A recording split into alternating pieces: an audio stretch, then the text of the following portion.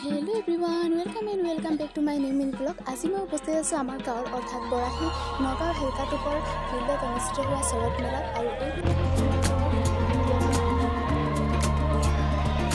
যিহেতু এখন গাঁৱত অনুষ্ঠিত হৈছে সেইবাবে জনসমাগমো কম।